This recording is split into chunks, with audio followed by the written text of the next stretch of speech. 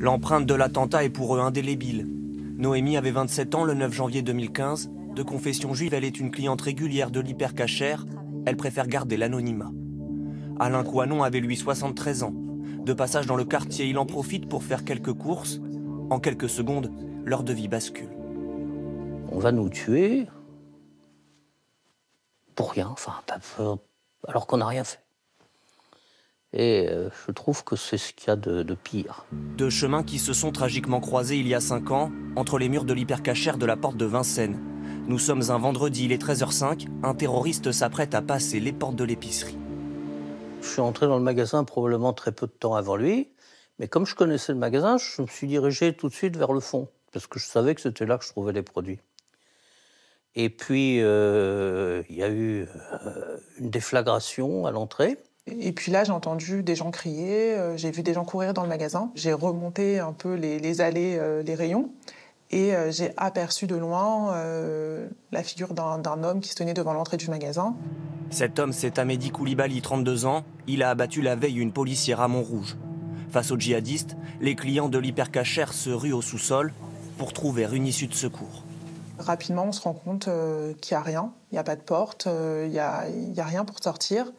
Et il y a 2 chambres froides devant nous et on se dispatche un peu dans ces chambres froides.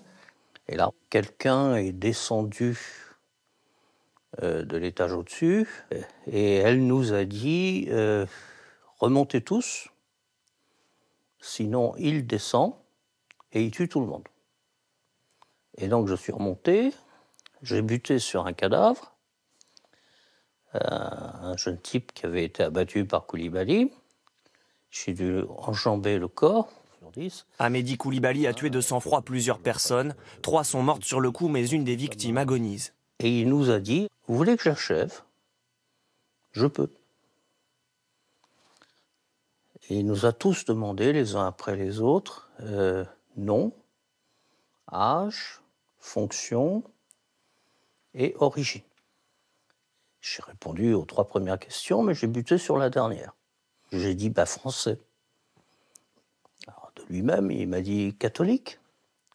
J'ai dit oui, je vais mourir pour ça, simplement pour ce crime d'être né différent de lui.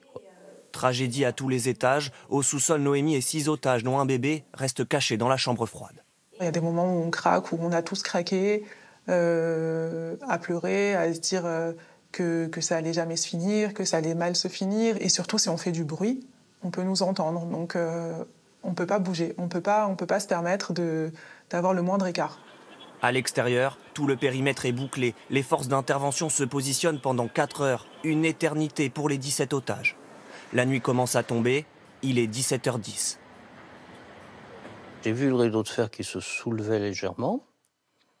Puis j'ai vu Koulibaly qui revenait en courant. J'ai entendu crier « Je vais tous les tuer ». Alors je me suis jeté par terre avec tout le monde. Bon. C'est l'assaut. Le terroriste est abattu. Alain Cohanon est évacué avec un premier groupe de rescapés. Les policiers descendent libérer les 7 otages, toujours enfermés dans la chambre froide. Et nous explique que malheureusement, on doit repasser par l'entrée du magasin pour sortir. Et qu'il ne faut surtout pas regarder par terre, il ne faut surtout pas regarder autour de nous, qu'il faut les suivre, qu'il faut marcher droit devant nous et se cacher les yeux au maximum. Je marche et je vois que mes chaussures marchent parfois dans des mares de sang. Dans ma tête, tout le monde est mort au-dessus. Philippe Braham, Johan Cohen, Yoav Attab et François-Michel Saada, ils sont 4 morts sous les balles du terroriste.